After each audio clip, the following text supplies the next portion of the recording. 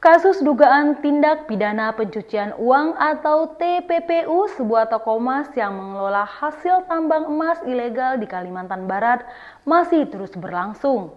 Rumah mewah 2 lantai milik pasangan suami istri juragan emas tersebut digeledah oleh anggota Bareskrim Polri pada Kamis 19 Februari 2026.